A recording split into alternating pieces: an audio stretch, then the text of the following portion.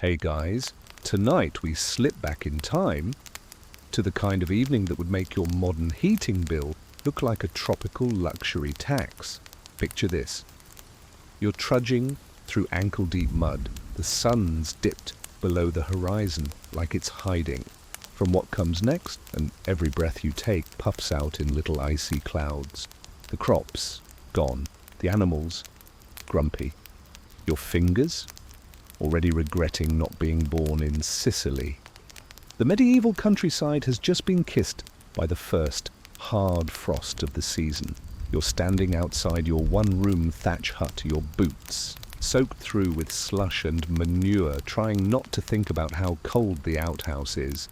Oh wait, you don't have one. That outhouse is a designated corner of the pig pen. Hope you're not shy. So before you get comfortable, take a moment to like the video and subscribe, but only if you genuinely enjoy what I do here. Drop your location and local time in the comments below so we can see who else is freezing there. Toes off or cozy under a duvet. Now dim the lights, maybe turn on a fan for that soft background hum, and let's ease into tonight's journey together. You grab the wooden latch and shoulder your way into your home, if you can call it that. It's a combination pantry, bedroom, dining hall and barn. The air smells like old onions, smoke and wet wool. In the corner, your younger brother is curled up next to the family goat. Not for fun, for warmth. Your family's just finished. The last root vegetables stored from harvest, carrots, turnips, and a few unidentifiable lumps that might once have been parsnips. The cabbages turned weeks ago. You'd hoped to barter for a sack of barley, but old Reeve locked up his shed. The moment the frost came, said something about preserving for Lent. You suspect he's just hoarding it so he can trade for favors once January hits. You sit down on the floor because chairs are for nobility, or people with butts that haven't gone numb. The floor's packed dirt, sprinkled with dried reeds to keep the chill from crawling straight into your spine. They help. Slightly. You pull your cloak tighter, a hand-me-down of a hand-me-down that smells like wet dog and disappointment. This is winter arriving in medieval Europe. Not a Hallmark card in sight. You might be wondering, why didn't peasants just prepare better, grow more food, store more firewood? Simple, because they were already maxed out surviving autumn. Every bit of labor had to go into harvesting, patching holes in the roof, drying meat, if you could afford it, and not dying from infection when you nicked your thumb shelling beans. And food preservation wasn't exactly a Pinterest project. Salt was expensive. Smoking meats took time and firewood. Fermentation? Well, if it bubbled, you drank it. If it didn't, you buried it and never spoke of it again. Historians still argue whether the average peasant had any concept of planning ahead as we understand it today. Some suggest they lived moment to moment. Each day's survival was its own victory.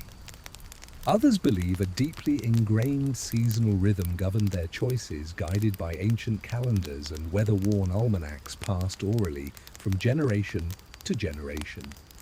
What's certain is this.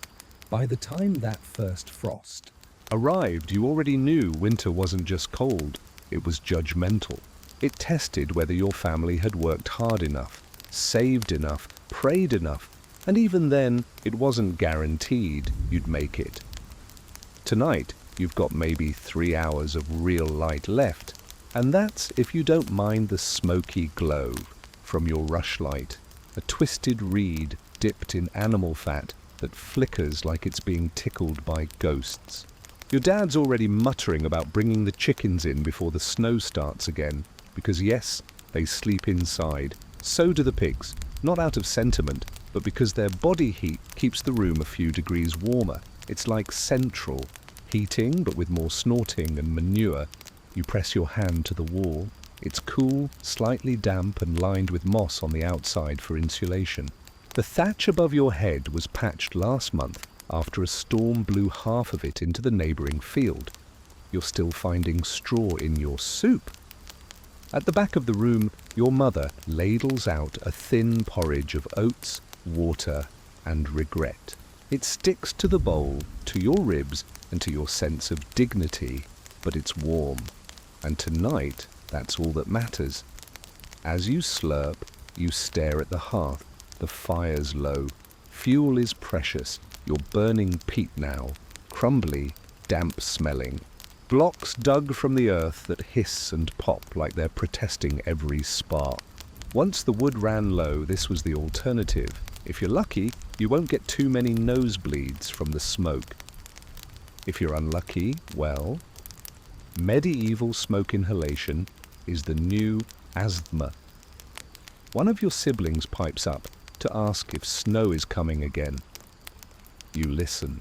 The wind outside has that hollow whistle to it, the one that squeezes through the shutters and makes you feel like the cold is whispering your name. You nod, pulling the blanket tighter. Yes, the snow is coming, and with it, longer nights, shorter, tempers, and an even more persistent rat in the rafters that no one can catch.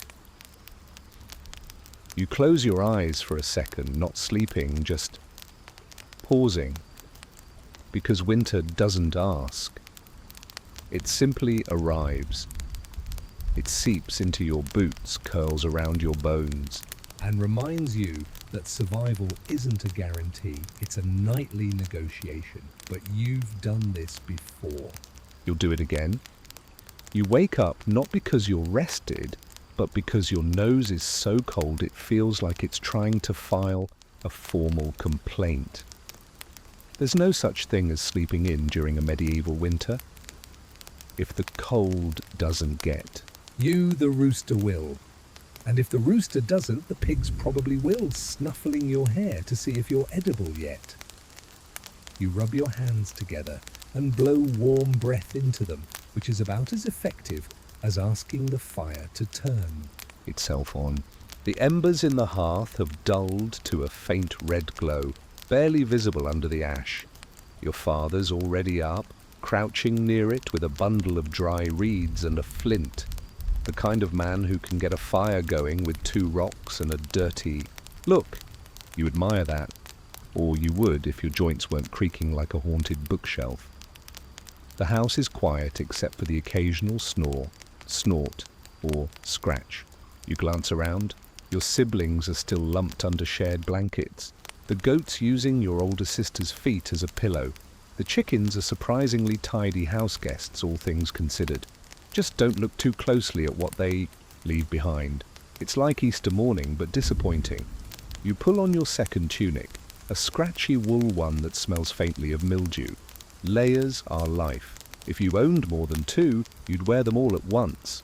Because when the temperature drops and the wind bites like a jealous spirit, fashion goes out the wattle and daub window. Now here's the real kicker, getting out of the house. The door's frozen shut. Again, you help your father shoulder it. Open. There's a satisfying crack as the frost holding it hostage finally gives way. Cold air rushes in like an uninvited guest, and everyone groans. Outside, it's worse than you feared. The ground is white and crunchy underfoot, and the trees stand like skeletons. A few brown leaves hang on, as if too stubborn to fall. Your breath forms little clouds that instantly vanish. Welcome to morning. This is the part where you're expected to do chores. Chores don't get snow days. The animals need feeding, the well needs checking, and someone has to shovel out the latrine pit. Yes, it's as awful as it sounds. Medieval winter, the gift that keeps on taking. You trudge toward the animal shed, less a building and more a collection of damp planks leaning in the same direction. Inside, the cow stares at you like it's your fault it's alive. You toss her a few withered stalks of hay. It's not much, but you're rationing. Winter's barely begun, and already the feed pile is suspiciously short. Now here's a mainstream historical fact to warm your frosty morning brain. Most medieval peasants didn't actually own their land. They worked it under a system called manorialism. Your lord owned the land. You, dear freezing peasant, just borrowed it in exchange for crops, labour, and the occasional ceremonial chicken. The system was cosy if you liked backbreaking work, limited freedom, and paying taxes in turnips. You worked your own strips of land, but also had to spend time on the lord's fields, maintaining roads and doing repairs. And in winter? You guessed it, there were still obligations. Someone has to fetch wood for the manor house. Someone has to fix the icy drawbridge. Someone has to go find the steward's missing goose. That someone is usually you. There's a strange kind of quiet in medieval villages during winter. No birdsong, no laughter, just the occasional bark of a dog or distant shout. You hear the clanging of a blacksmith's hammer. It never stops, not even in snow. A broken plough waits for no thaw. You return home with a bucket of well water that's already starting to ice over at the edges. Your mother is trying to scrape the last of last night's porridge off the pot. Every scrap counts. You hand her the bucket, and she nods in thanks without a word. Talking costs warmth. You glance toward the fire. It's healthier now, crackling like it might actually heat something. Your younger brother is holding his feet dangerously. Close. One of them will probably blister. Again. Last year he actually singed the hem of his tunic. Smelled like burnt sheep for days. Historians still argue whether peasants in colder regions truly understood the risks of frostbite and hypothermia. Some suggest they saw numb limbs as a normal part of life, just a step between cold and dead. Others think they had folk remedies and traditions that helped. One remedy? Rubbing snow on frostbitten skin, which, if you're wondering, does not work. But hey, medieval logic, want a fringe tidbit? In certain villages, people believed that sleeping with a chunk of iron under your bed would ward off the winter spirits that brought illness and cold. It probably didn't help, but the placebo effect is a powerful thing when your medicine cabinet is just a handful of dried weeds and a prayer. Mid-morning rolls in and the inside of your home smells like smoke and sweat. Outside, the sun hangs low and sluggish, offering light but no heat. You take a piece of bread, hard as a roof tile, and soften it by dipping it into warm ale. Yes, warm ale. It's safer than water and slightly less depressing than plain gruel. The alcohol's weak, but the flavour helps remind you that you're still a human being. The day stretches on.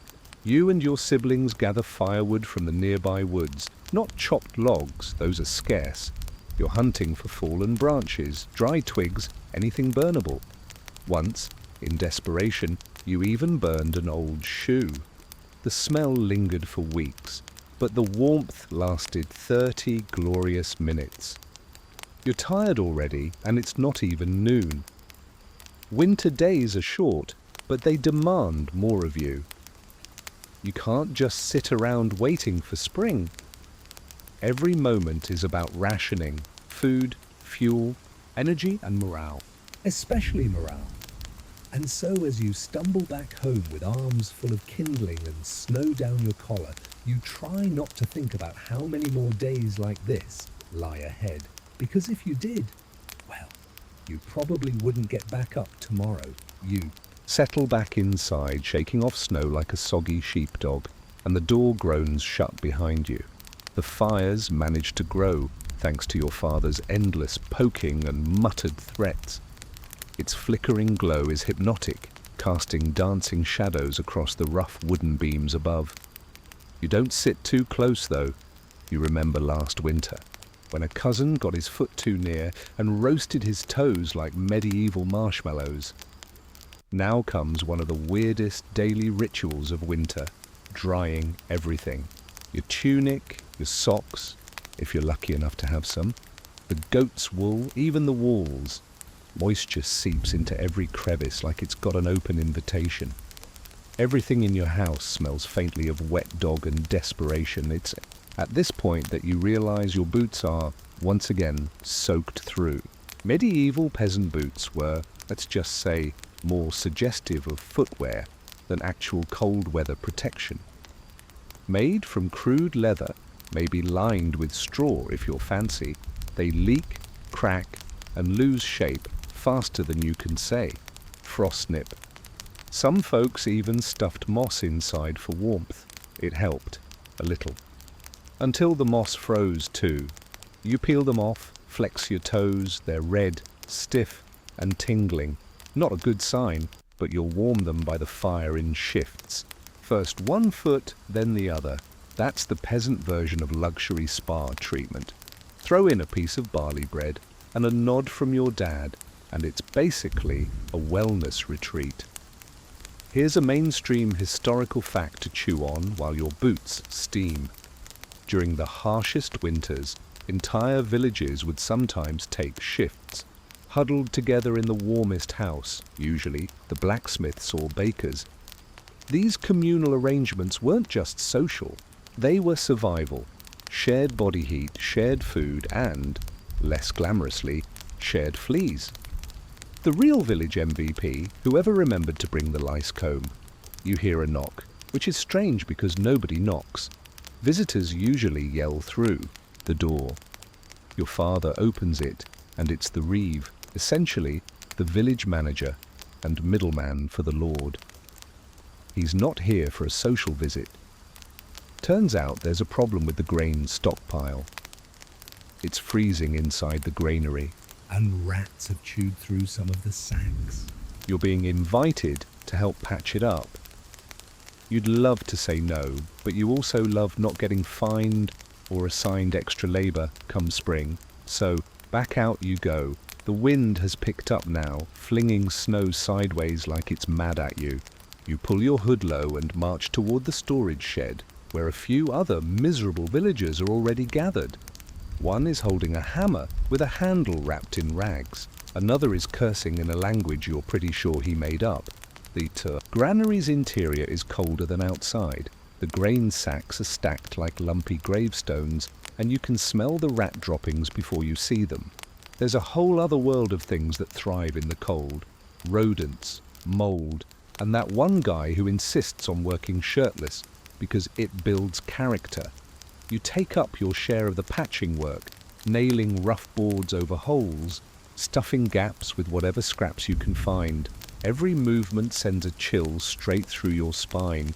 Your fingers go stiff, then numb, then something in between. Time stretches weird in the cold. You don't know how long you're in there, but when the reeve finally says, "That'll do," you almost cry. Almost. No one cries in front of the reeve. You trudge home again, feeling less like a human and more like a frozen ham with opinions. You're halfway back when you pass the village church. It's small and crooked like someone built it with wet noodles. But inside it's sometimes warmer than home, especially during Mass, when everyone's jammed together and trying to stay awake, while the priest drones about sin, frost, and probably more sin. Here's a fringe tidbit for you. In some parts of Europe, churches were so cold that people brought pets or livestock inside during long winter sermons, just to keep warm. Dogs, chickens, even the occasional pig. Anything with a pulse and a body temperature. The priest didn't love it, but Jesus didn't say not to. Back at home, your mother's making pottage, a glorious greyish-brown slop that's mostly water, with a few lucky chunks of root vegetables, and maybe, if the gods smiled upon her foraging trip, a shred of last summer's dried meat. You don't ask what kind of meat, you just eat. Slowly. Savouring it like it's a 5-star feast. Because you don't know when it'll be that good again. You sit by the fire after dinner, family crammed together like kindling. It's not cozy so much as strategic. You swap stories, you play a simple game with pebbles, you make fun of each other in loving tones. That's one thing about winter. It teaches you to appreciate boredom. Boredom means no one's sick, no one's injured, and the roof hasn't collapsed. Yet.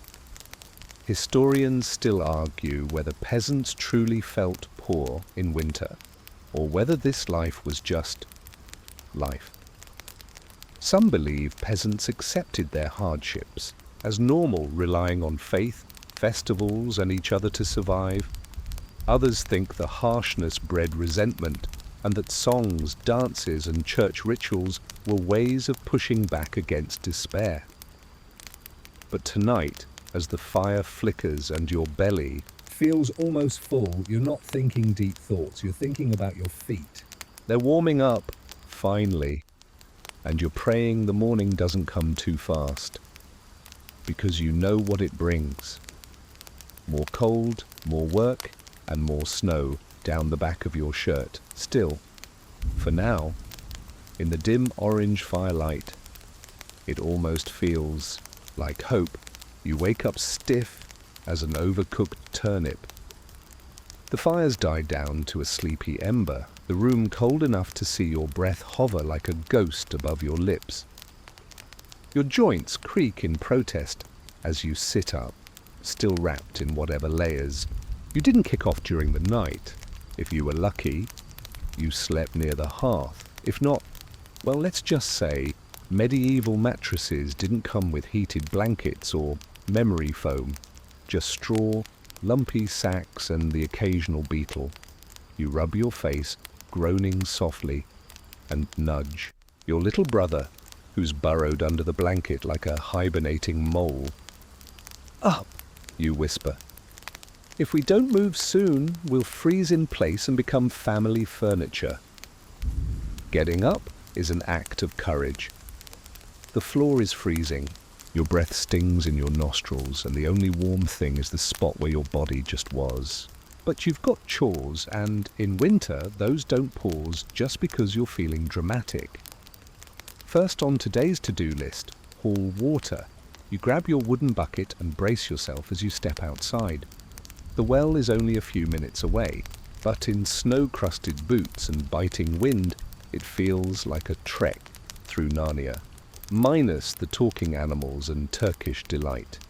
At the well, there's already a queue. Of course, nobody likes waiting here because it's windy and awkward, and someone always drops their bucket, but it's also one of the only places people talk. Gossip is currency in a village like yours. Who's courting who just had a baby, who maybe, allegedly, traded a chicken for potion herbs from that woman in the woods. You sip the scandal like tea while your turn approaches.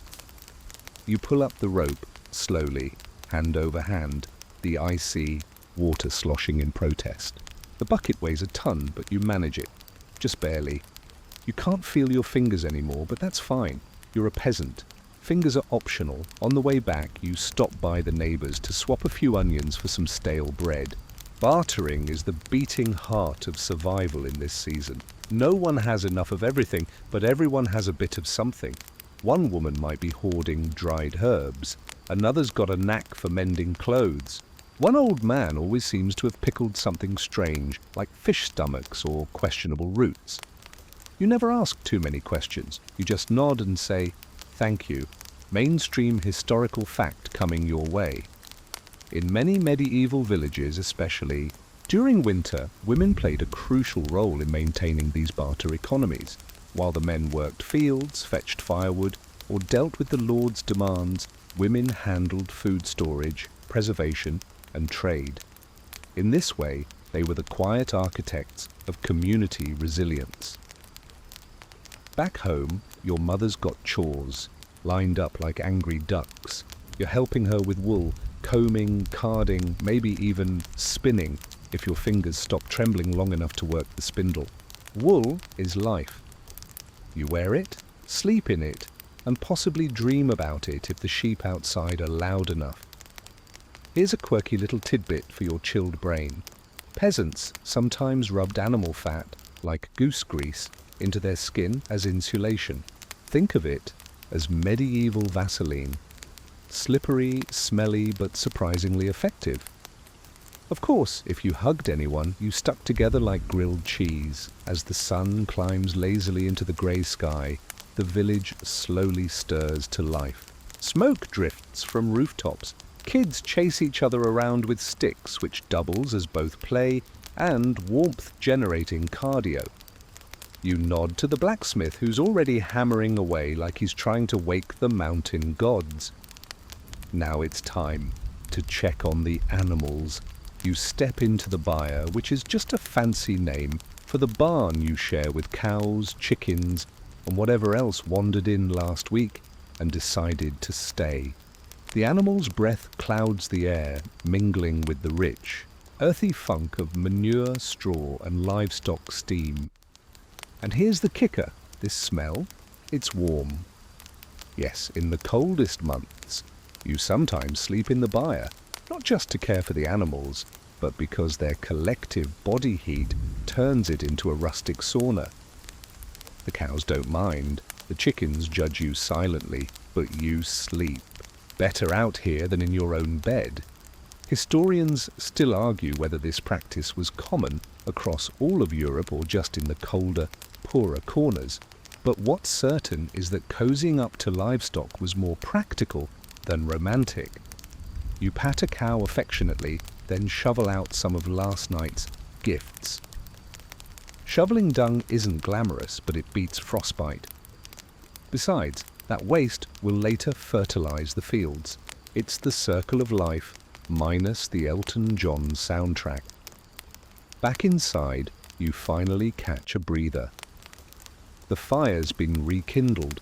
Your sister hums a folk tune while mending a sock. Someone passes you a piece of dried apple, and you chew it slowly, letting the sweetness bloom across your tongue. A luxury, really, a glimpse of summer trapped in leathery skin. Your father enters with a bundle of branches for the fire and shakes the snow off like a shedding dog. He doesn't say much, he never does, but his nod means you did good this morning. That's enough. Night approaches again with sneaky quiet. You can feel it in the air, the way the cold slinks back in under the doorframe, curling around your ankles like an ice snake. You add more wood to the fire, rearrange the straw bedding, and sit back down. Someone starts telling a story, a scary one, naturally. About a wolf that walks like a man and how it only appears when the snow falls in silence. You scoff, but secretly you glance at the window.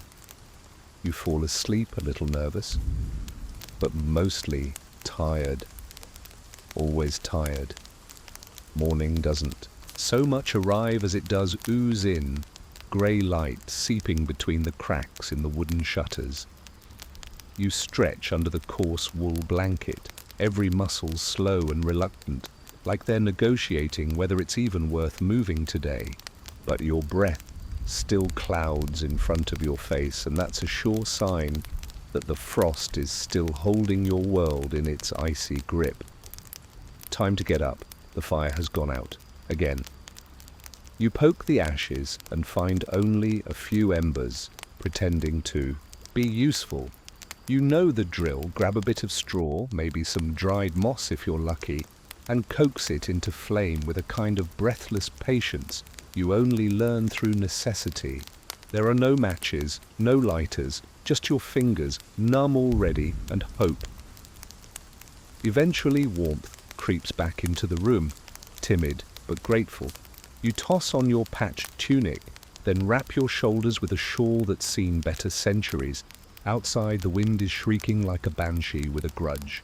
Trees creak, snowflakes swirl sideways, and your footprints from yesterday have been erased entirely, like the earth decided it's had enough of remembering. Today is all about firewood. You head toward the edge of the woods, dragging a small sledge behind you. Not exactly a high-tech operation, but it works. The snow crunches loudly underfoot, and you mutter to yourself just to fill the silence. Every so often, you spot animal tracks, rabbits, maybe a fox. Once you think you see A print that's too big, too wide, but you keep walking. you don't have time for folklore today. Here's a historical truth to chew on while your fingers freeze. During particularly brutal winters, medieval villagers would sometimes resort to burning things like dried peat, animal dung, or even old thatch from abandoned roofs.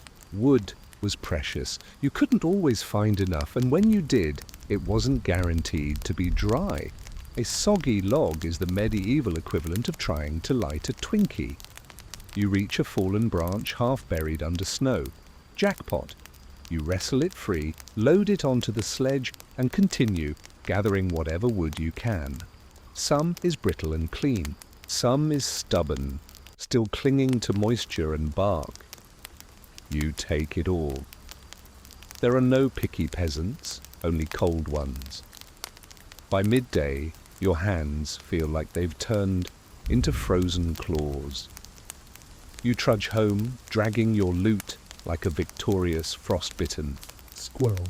Back at the cottage, you stack the wood in a corner, knowing it might only last a few days if the wind keeps howling like this. That's when you get called to help with the thatch.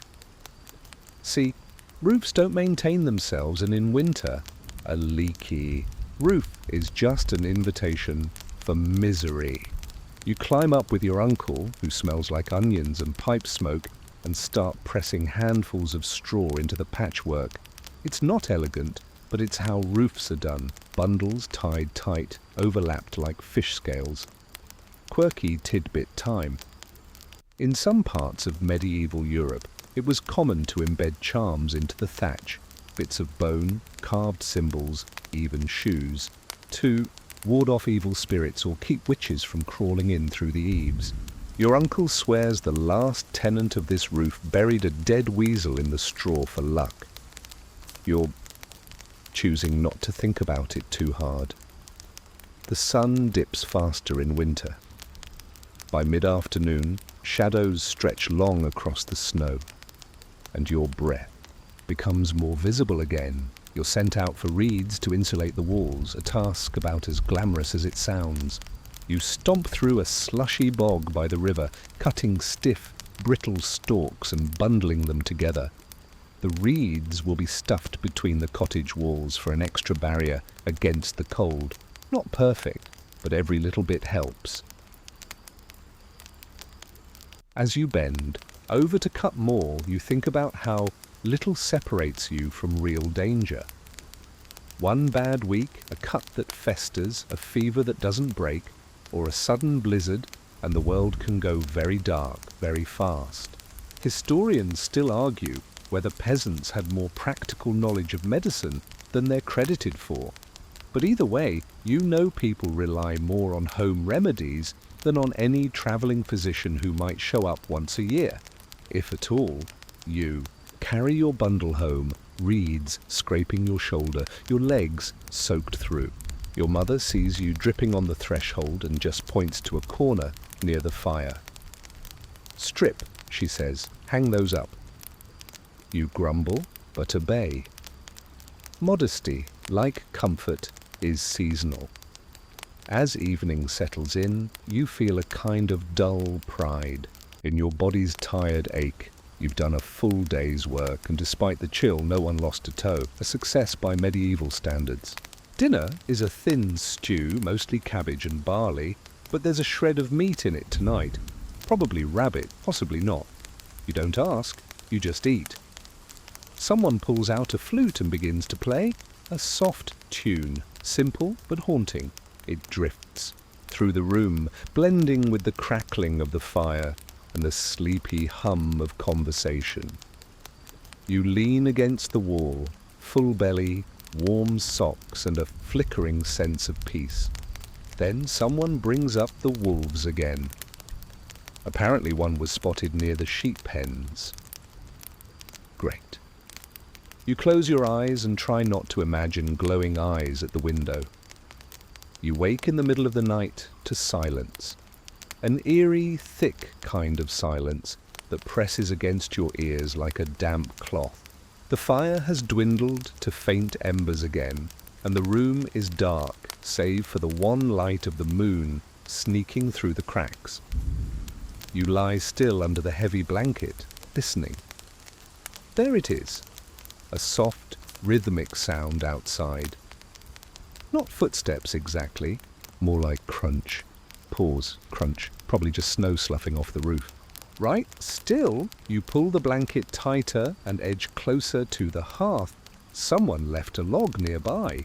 You feed it into the dying fire, blow on the embers with sleepy desperation, and are rewarded with a few reluctant flickers. It'll do. By dawn, the world is a crystal prison. Frost climbs the inside of the window panes. When you step outside, the air bites your face like it has a personal vendetta. But today isn't about gathering, it's about insulating. Again, your cottage's walls, built from wattle and daub, essentially sticks smeared with mud and straw, aren't exactly Fort Knox. Winter air creeps through them like gossip in a tavern, so you spend hours jamming any spare fabric, moss, or reed into every crevice you can find. It's not pretty, but it's what stands between you and hypothermia. And here's your mainstream historical fact. Some peasants actually applied fresh daub in the winter months, re-smearing the walls with mud mixed with dung. It hardened like cement in the freezing air. Yeah, the smell wasn't exactly Bath and Body Works, but it kept out drafts better than you'd think. A little frozen cow poop goes a long way. Your hands ache from the cold. The tips of your fingers feel like glass. Every bump, every scrape sends lightning jolts of pain. There's no such thing as thermal gloves. You wrap rags around your hands and just get on with it. Inside, your mother is sewing strips of old linen into window coverings, curtains, sort of. Heavy fabric layered over the tiny shuttered windows helps trap warmth. They're ugly, but they work, and every extra degree matters. Now comes the truly lo-fi part of surviving the coldest nights, human insulation. Yep, people pile in. You, your siblings, your parents, maybe even a cousin or two. Everyone huddles together under shared blankets on straw-stuffed bedding. You can hear each other breathing, and every fidget ripples through the huddle like a human wave. Cozy? Sometimes. Comfortable? Never. You probably smell like a mix of smoke, onions, wool, and feet. But nobody's nose is picky in sub-zero weather. Here's a quirky tidbit you won't find in your average history book. Some communities used heated stones wrapped in cloth and placed at the foot of the bed to warm it before sleep. You'd heat the rock in the hearth, wrap it in rags so you didn't get third-degree burns, and tuck it under the blankets. Voila, ye old hot water bottle. You try this tonight. You're careful, cradling a warmed stone in your tunic like it's some newborn goblin. Slipping it between the straw mattress and your legs, you sigh. It's almost pleasant if you ignore the scratchy blanket and the cold seeping in from every direction. But sleep doesn't come easily. Your little brother kicks, your sister mumbles in her sleep about goats, and your cousin, she snores like a dragon with allergies. You shift, you groan. You count sheep in your mind, real ones from the flock, with names and crooked horns. Still awake? So are the mice in the thatch. You can hear them, tiny paws skittering in the ceiling, occasionally dropping down a bit of straw. Historians still argue whether people truly accepted mice as just another part of daily life, or whether their presence was a constant low-level horror. Either way, you're too tired to care. Just don't let one fall into your mouth while you sleep. By the time morning arrives, you feel like you've wrestled a pack of weasels. But it's another day and it's still cold. You head to the neighbour's cottage. It's pig-killing day, not exactly a party, but in winter the event becomes a village-wide operation. Meat has to be preserved quickly, salted, smoked or dried before it spoils. Everyone pitches in. You fetch water, help scrub the knives and try not to gag when the intestines come out like slippery snakes. A mainstream fact. In many villages, pig slaughter was a communal winter event tied to specific calendar days like St. Martin's Day or around Yuletide. It wasn't just practical, it was ritual. Food for the season shared among those who helped. Your reward is a slice of fresh liver fried in animal fat over an open fire. It's greasy, smoky, and oddly delicious. Protein in winter is a rare gift. You savour it. Your neighbour, old Marta, tells you a story while you eat about a winter when the river froze solid and they walked across it like it was a road. She swears she saw a frozen fish suspended in the ice, staring at her like it was... Judging her coat, you nod politely. Everyone's got one of those coldest winter tales. Just wait a few decades and you'll be the one insisting that snow used to fall upward and goats froze mid-bleat. As the day winds down, you haul some salted pork home, wrapped in cloth and swinging from a stick over your shoulder like some victorious ham bandit. The cold makes your cheeks sting and your nose run. You wipe it on your sleeve because, well, what else are you going to do? Back at the cottage, you help your father rig a blanket over the door. Wind sneaks in through, every crack like it's got an invite. But now there's one less path for it to follow. Small victories. They stack up. Dinner is boiled root vegetables, again. But there's a sliver of pork in there tonight. Celebration. Afterward, you all pile into the sleeping huddle again, this time with the heated rock already in place and a few extra reeds jammed in the window frame. The wind outside howls, but inside your sister doesn't talk about goats this time. Your cousin's snoring has softened to something resembling gentle thunder, and for a few hours the world feels like it might just hold together. You sleep, you dream of spring, you wake to coughing, not yours, your father's. Deep, chest-rattling coughs that scrape at the silence like claws on wood. It's not new. He's had it since the first frost, and it always sounds worse at dawn. You lie there, eyes open, watching the shadow of his breath fog in the icy air. No one says anything. What's there to say? It's winter, and winter takes its toll. You pull yourself out of the warmth of the sleeping pile, one limb at a time, like escaping a nest of body heat into a meat locker. You swear the cold has fingers. They wrap around your ankles as you swing your legs down.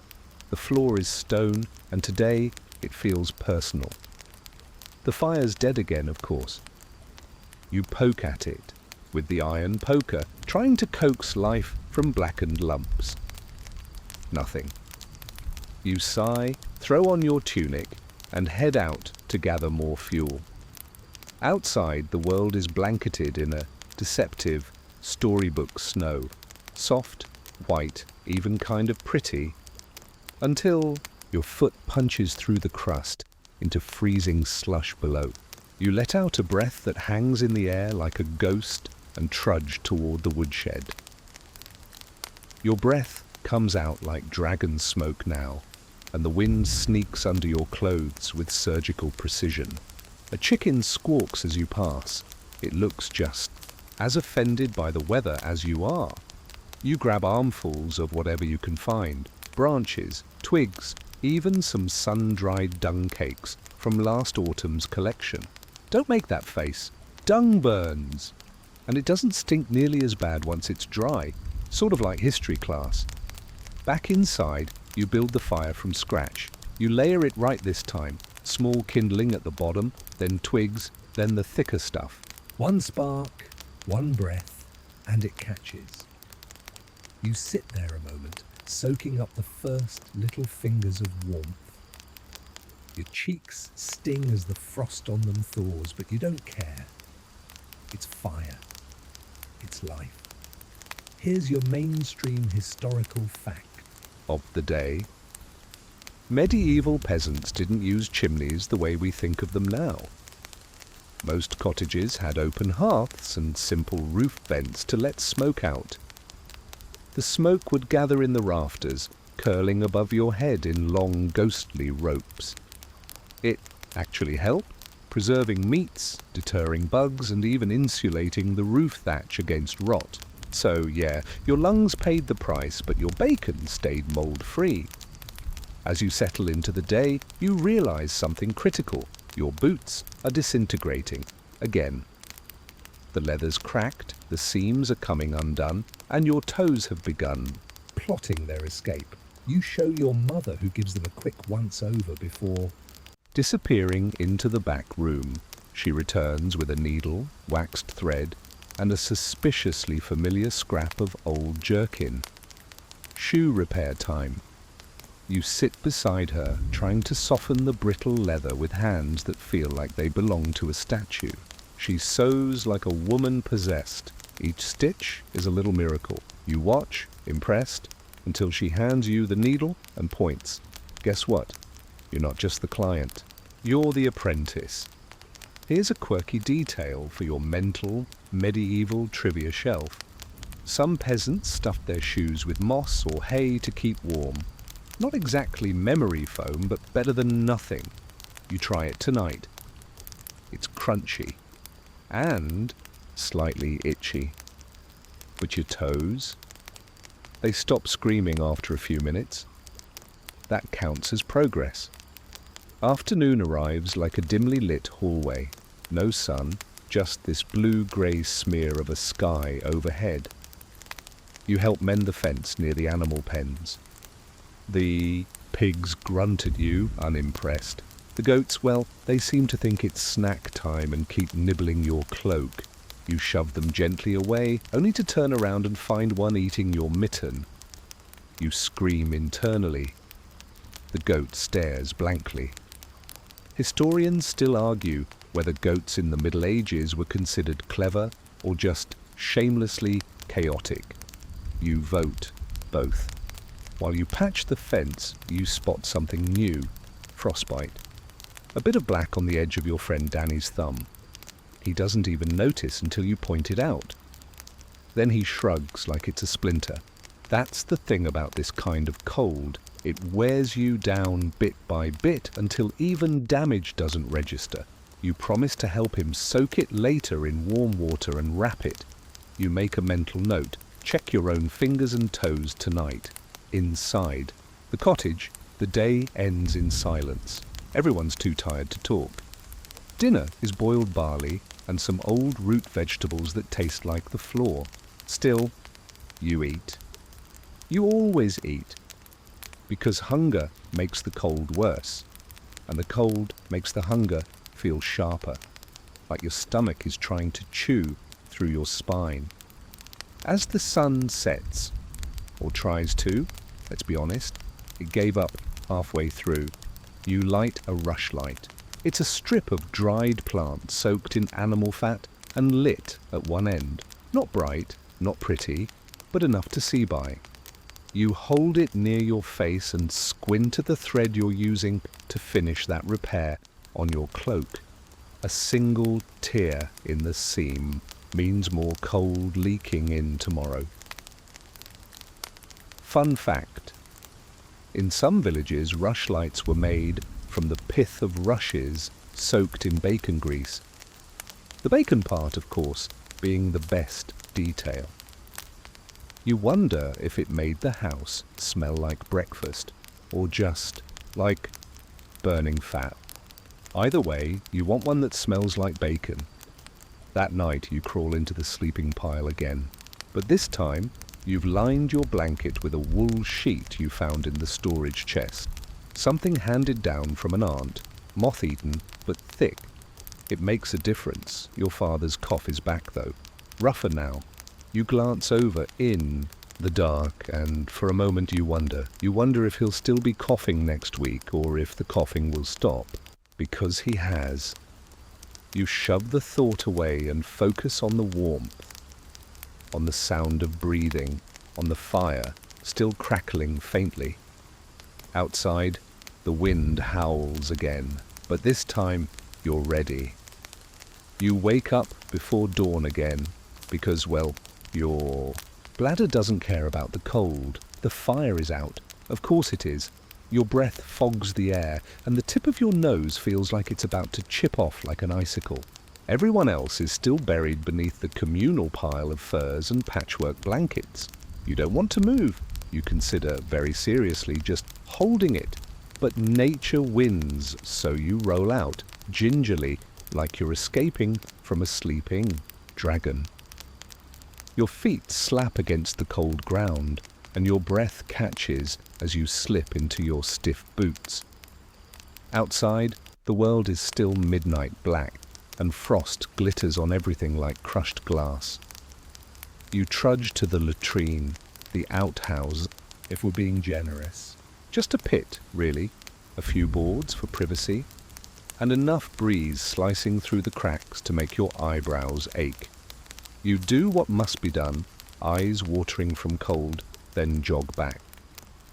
You rub your hands together like a desperate peasant trying to summon magic, but all you get is friction burns and sadness. Inside, the room is just starting to stir.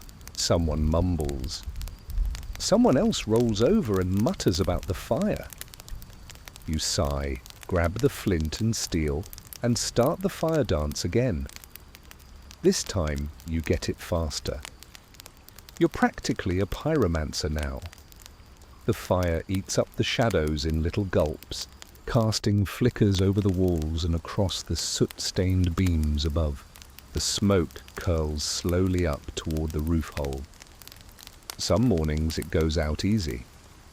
Other days it just hangs in the air like the ghost of failed heating systems. As the warmth spreads, unevenly, cruelly, slowly, you help prepare breakfast. Today, It's thin gruel. Again. You stir it with a stick that used to be a spoon before the handle broke. There's something almost meditative about it. Swirl, wait, blow on it. Wonder if this is what sadness tastes like. it probably is. Still, you're grateful. Hot food in your belly will help keep the cold out. That's not just a feel-good saying, it's legit biology. Digesting food creates internal warmth. It's like running a little wood stove inside your chest. Your mother hums as she tends to the cooking pot. You hum with her because that's what mornings are now, freezing, slightly tuneless, and weirdly comforting in their routine. Once the gruel is done, it's poured into little clay bowls, some chipped, all uneven. You sit on a wooden stool, cradling the bowl like it's the Holy Grail. Everyone eats quietly, savoring the steam more than the taste. And here's your mainstream historical moment of the morning.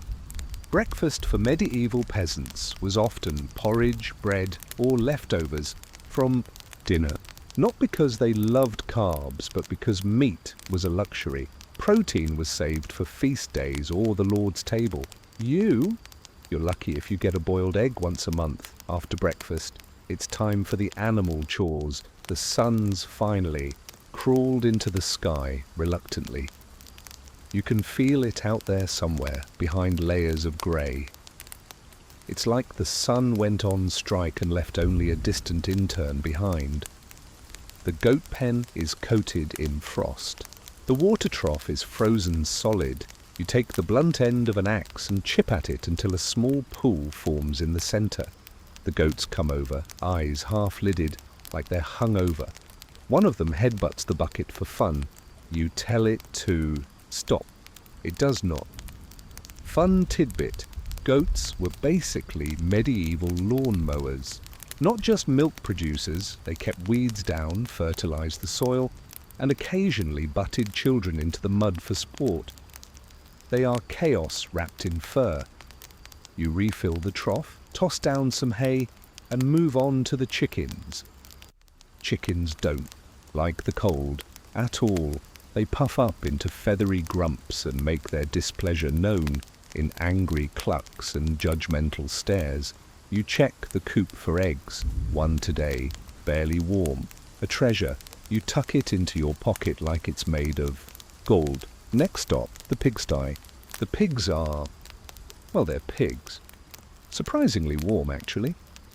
Their pen smells like every bad decision compressed into one location, but they snort happily at the sound of your footsteps. You give them a little extra today, a few frozen Apples you found in the corner bin, half rotten but still edible if you squint.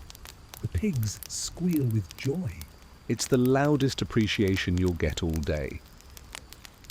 Historians still argue whether pigs were more valued for their meat or their garbage disposal abilities. You're leaning toward both. If it stinks and they can eat it, pigs will handle it. And in winter, that's essential. Waste becomes a weapon against starvation. By mid-morning, your cheeks are stinging again. You rub snow on them. Counterintuitive, sure. But it dulls the ache. You glance at the fields beyond.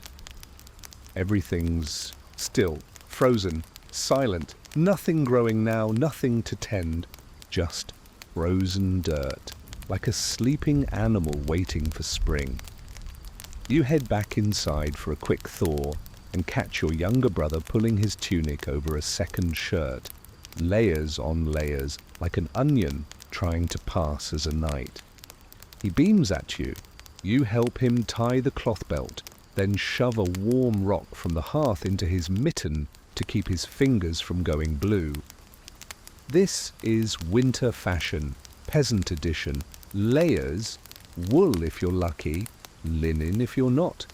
Everything's patched, everything's reused. Sometimes you sew rags into your socks, sometimes you use straw. Comfort? That's for nobles. By afternoon, the family gathers to spin wool. You sit by the fire, your hands red and raw, twisting the fibers into thread. It's slow, delicate work, and honestly, kind of hypnotic. The rhythm, the texture, the occasional joke about how your thread looks like goat butt. Comforting stuff. Here's your quirky detail for the day. Some peasants wore wooden clogs stuffed with straw. Not fashion-forward, but weirdly effective insulation-wise. You wonder if you can carve some from the firewood pile. You decide probably not unless you want to lose a toe. The sun dips again, already tired, already done. Night begins its return, dragging its cold blanket across the sky. You help bank the fire, pile it high, then cover it with ash to keep it smouldering overnight. Tomorrow you'll try to coax it back to life again. You curl into the sleeping pile. Your little brother's already snoring. Your mother hums a lullaby, soft and slow. You feel your eyelids drooping. Outside, the world is locked in ice, but inside there's fire and breath and warmth. A fortress built from scraps and stubbornness. And that's how you survive another night. You stir again in the dark, not because of cold this time, but because of noise. A low rumble, then a muffled thump. You hold your breath. There it is again. Another thump, like something falling. You nudge your brother awake with your elbow. He groans and swats at you. Then you hear the sound no peasant wants to hear at night. The shriek of a chicken. You're up instantly. Not out of bravery, mind you, more like a primal survival instinct. Chickens mean eggs, eggs mean protein, protein means life. If something's snatching your poultry in the dead of night, that's a direct assault on your odds of surviving this winter. You grab the fire poker. It's barely longer than your arm, but the only weapon you've got. You push open the door, and the cold rushes in like an ambush. Your breath smokes in front of you. You squint toward the coop. And there, movement, a shadow, low to the ground, 4 legs. Fox. Not huge, but hungry, very hungry.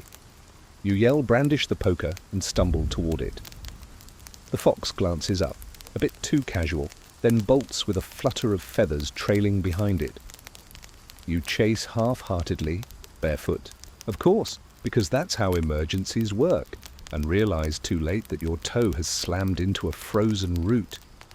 You yell something incoherent into the night and limp back to the coop. 1 chicken gone. 1 wing stuck in the snow like some grim calling card. The others squawk nervously, feathers puffed, eyes wide like they've seen the end times. You whisper soft apologies and check the latch. It's loose, probably nudged open by the wind, or maybe a fox with an engineering degree. You go back, inside, toe throbbing, cheeks red, and get scolded by your mother in a whisper. Not for losing the chicken, for running out barefoot. She pulls your foot into her lap, muttering, and rubs it with a cloth dipped in herb-infused oil. Smells like mint and mud. You wince, but the warmth helps. In the morning, you bury the wing. Like it's a fallen soldier. Your brother insists on naming it. You're not sure if that's sweet or alarming, and so begins the next layer of peasant winter survival, protecting the food you've already got. Because once it's gone, there's no grocery store, just hunger. You reinforce the chicken coop, tie the latch with twine, then toss a few sharp pebbles around the perimeter, like medieval landmines. Not effective, but it makes you feel like you're doing something. You even leave some human-scented cloth nearby in case that scares predators. Probably won't. But hey, desperation breeds creativity. Back in the village, rumors swirl. Another house lost a piglet. Someone's root cellar was raided, probably not by an animal. That's the other side of winter, the human predators. See, when the cold stretches on and food grows scarce, the social contract gets a bit flexible. Not full chaos, mind you, but let's just say your neighbor's storage shed starts to look mighty attractive after a week of weak stew.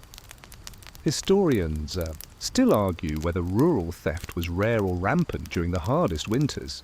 You suspect the answer is, it depends who you ask. The gentry would say peasants never stole. The peasants would say, we're just borrowing indefinitely. To keep your own supplies safe, you reinforce the cellar. A loose board becomes a trapdoor. Stones are stacked higher. Your father mutters about setting up a noise trap, just a string of metal bits that'll clink if someone tries anything sneaky. You've heard stories, not ghost stories, though you get those too, but the darker ones. The kind where a family disappears in January and isn't seen again until spring, and only then when someone finds their chimney still smoking, but the windows shuttered from the inside. Those are the tales whispered with glances over the shoulder. You laugh them off in the daylight, but when the wind howls at night, they slip through the cracks in your courage. Here's your mainstream fact to ground you again. Many medieval homes didn't have locks.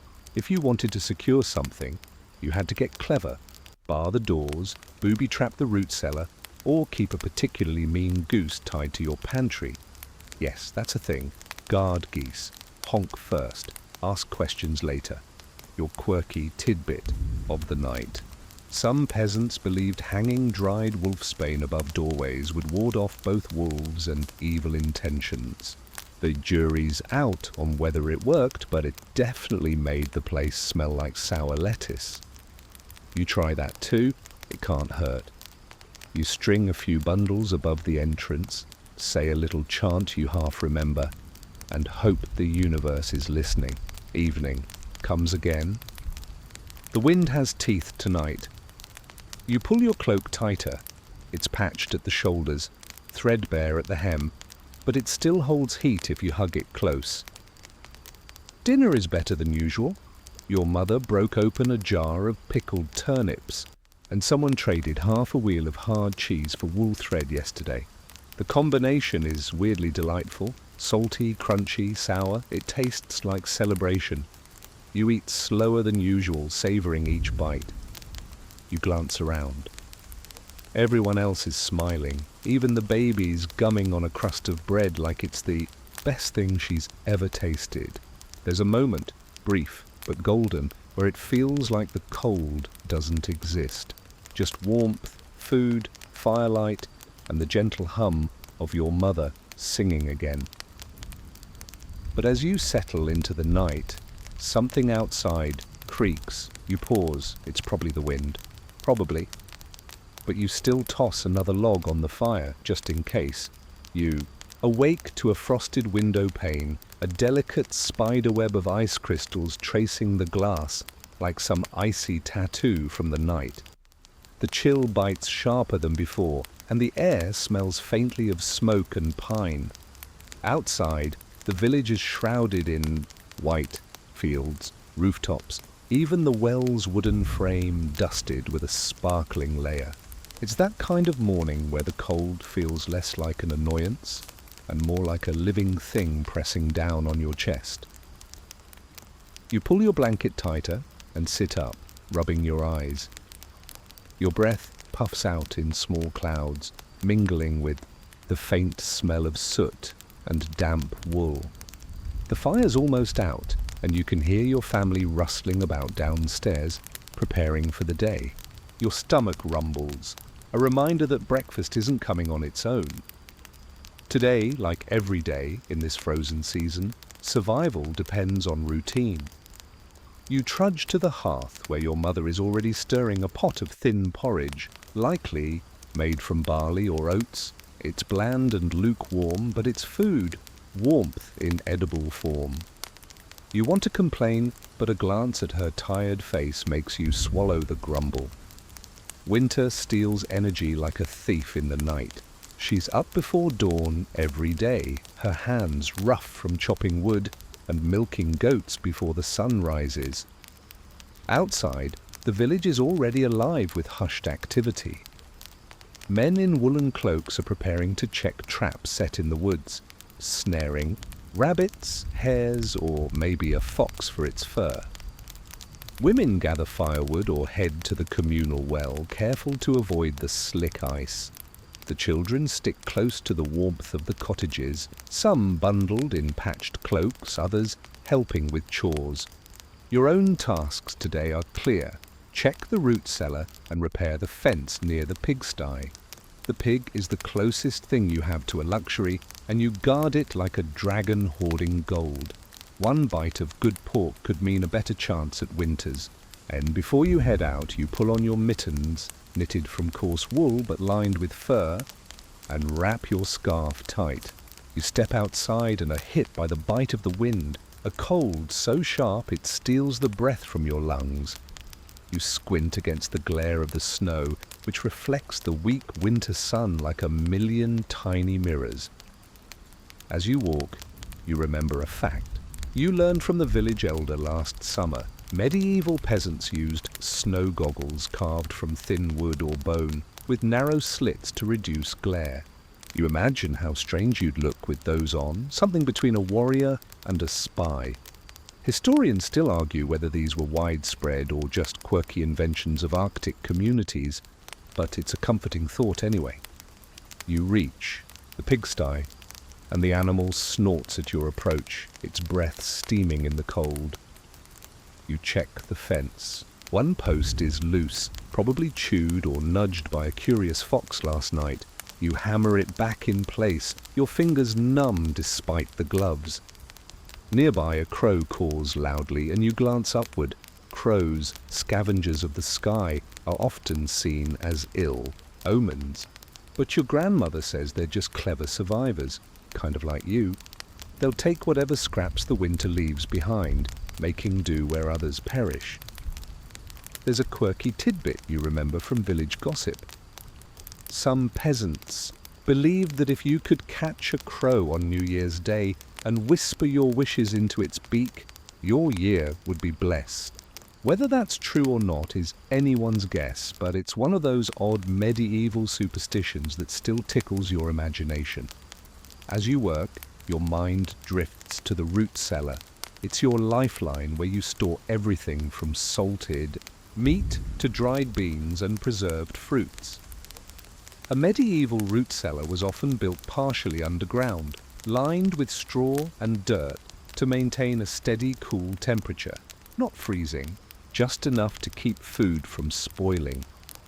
Keeping the cellar dry is crucial. Too much moisture invites rot, too little and the vegetables shrivel. You sweep the dirt floor and check for signs of mice or worse, rats. You shudder. Rats are more than pests. They can carry disease, and in tight quarters, that's a disaster. Historians still argue whether medieval villages had formal pest control or just relied on cats and sheer luck. You're pretty sure it was the latter, judging by the two cats circling your feet, eyeing you as if you're the odd one out. Your job done, you head back to the cottage, feeling the sting of cold seeping deeper into your bones. The slow ache reminds you why layering was an art. Wool was king, but if you had linen underneath, it helped wick moisture away. Still, no fabric could stop the bone chill entirely. You open the door to the warm chaos of your family, who greet you with tired smiles and mugs of watered-down ale, an ironic comfort, considering it actually cools you down. You sit by the fire, slowly thawing out. You notice your mother mending a cloak with needle and thread, her hands steady despite the cold. She looks up, catching your eye, and you exchange a look that says, "We're still here, still fighting." Outside, the wind moans like a distant wolf, and the snow continues to fall softly, a silent witness to your perseverance. The morning's light filters weakly through the frost-encrusted window, making the thin veil of snow outside shimmer like powdered sugar. You're already awake, fingers stiff from last night's cold and a restless sleep. Today you face a different kind of challenge. Firewood, without it, warmth is a memory, and cold, a brutal master. You pull on your boots, patched and soaked, and step into the chill that greets you like a slap. The village is quieter than usual. Some neighbors are still in bed, hiding from the wind. But the forest awaits with its endless canopy of snow-laden branches and promises of wood. Walking toward the edge of the woods, you remember that medieval peasants didn't have chainsaws or even axes made for comfort. Their axes were heavy, blunt, and often handmade by local smiths. Still, they could fell a tree if you had the strength and patience, which you do not always have in abundance. You find a tree downed by last winter's storm, a blessing in disguise, and begin hacking at its trunk. The rhythm of the chopping is both hypnotic and exhausting, your breath forming little clouds that vanish into the cold air. Nearby, the sharp snap of a twig startles you. You freeze. A small fox darts away, its red coat a streak against the white. You watch it disappear, feeling a strange kinship. Both of you are out here just trying to survive.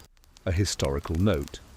Wood was not only for fire but for building and tools, meaning that preserving trees was a balancing act. Villagers often practiced selective cutting to ensure the forest could renew itself. Historians still argue whether this sustainable practice was widespread or just an ideal. The quirky tidbit? Some peasants believed that cutting wood on certain bad days, like when the moon was waning, would bring bad luck, or worse, invite forest spirits to curse your home. You roll your eyes, but keep an eye out just in case. Once you gather enough wood, you drag it back, muscles aching but spirits buoyed. At the cottage, the fire is barely alive, just a bed of glowing embers. You add logs carefully, coaxing the flames back to life. The warmth spreads slowly, promising comfort. Inside, your mother is preparing food, a stew of turnips, barley, and salted pork. The smell fills the room, rich and hearty. As you sit, she hands you a piece of thick bread, and you savor the simple meal. It's modest, but in these times, modest is plenty. Later, you sit by the fire, mending your worn cloak. The needle prick is sharp, but you barely notice. Your thoughts drift to the future, when spring will finally thaw the land, and with it, the hardships of winter. But for now, survival means firewood, food, and the fragile warmth of family. Outside, the wind howls its lonely song, but inside, you hold on to hope. As dusk settles, the village becomes a hushed world of shadows and flickering candlelight. The cold now grips with an unforgiving chill, and you find yourself retreating, closer to the hearth. It's a familiar ritual, one you know well, the daily battle to preserve heat, fend off frostbite, and keep your family alive through the longest nights. You wrap your woolen cloak tighter, the rough fabric scratching your neck, but you welcome it. This is your armor against the creeping cold. You notice the way the firelight plays against the uneven stone walls of the cottage, casting long, trembling shadows. The flickering flames make the room feel alive, as if it breathes with you. The stew simmers quietly on the hearth, its aroma weaving through the cramped space. It's mostly root vegetables and barley again, but you're grateful for every warm bite. You pass the bowl around, sharing with your family. The few moments of communal warmth that keep spirits buoyed. You recall a mainstream fact. Medieval peasants often gathered in one room, sleeping close together to share body heat. The entire family might huddle under shared blankets or straw-filled mattresses piled high to trap warmth. Historians still argue whether this close proximity helped reduce cold-related deaths or spread contagious diseases more rapidly. On a lighter note, you remember an odd custom. Some peasants placed onion slices near the hearth to absorb moisture and keep the air fresh. It might sound odd now, but back then it was considered a clever trick, though your nose remains skeptical. Outside, the wind whistles through the village like a restless spirit, rattling shutters and carrying the distant howl of wolves. You shiver, but remind yourself that inside you have your shelter.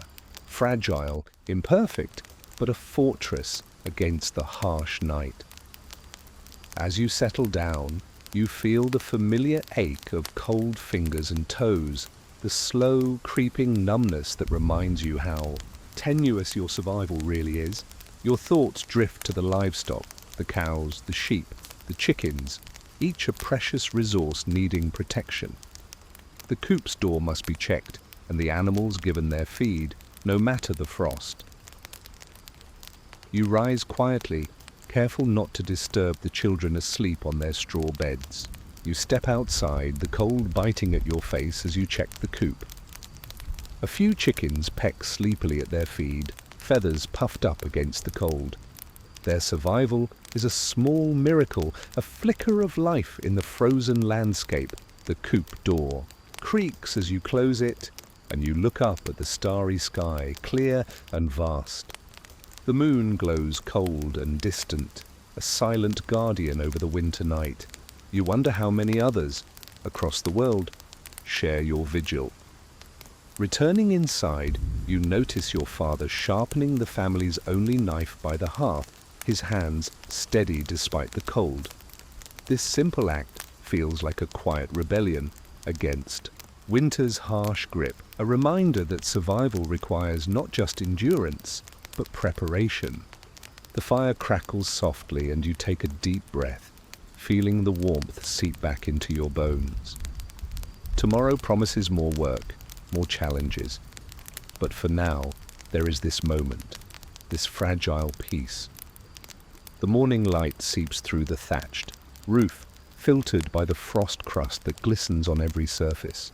You awaken to the familiar creak of wooden beams settling in the cold, a subtle reminder that your home, like you, endures the harsh season.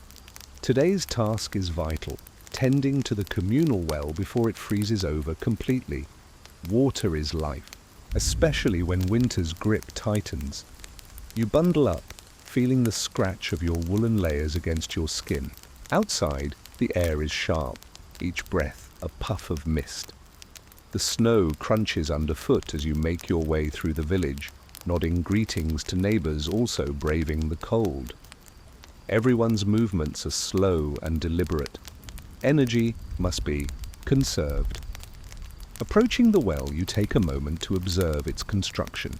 A sturdy wooden frame with a pulley system rigged from thick ropes and a carved bucket. A simple design, but one perfected over centuries to withstand the elements. You lower the bucket cautiously, hearing the splash as it hits the icy water below. Pulling it up is harder than usual, the rope stiff with frost.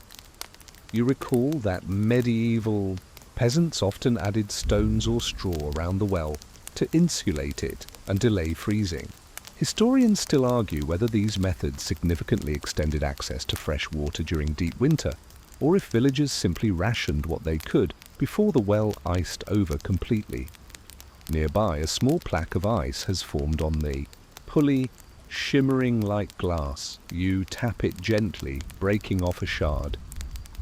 Some villagers believe that these ice formations hold spirits, and breaking them could bring bad luck, a superstition that brings a wry smile despite your practical mind. Back at the cottage, you pour water into a basin, the cold liquid steaming slightly in the room's warmth. Water is used sparingly for drinking, cooking, and the rare wash. Bathing is minimal in winter, both for warmth and because of scarce fuel. The smell of smoke from the hearth lingers in your clothes, a familiar companion. You move to inspect. The storage barrels where salted meat and dried beans wait patiently. Properly curing meat was a skill passed down through generations, vital for winter survival. Without refrigeration, salt was the only way to keep protein edible for months. Historians still debate how common meat curing was among peasants. Was it a luxury for some, or a widespread practice?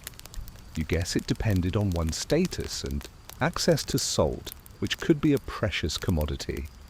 Your stomach grumbles, reminding you that food is never far from your thoughts.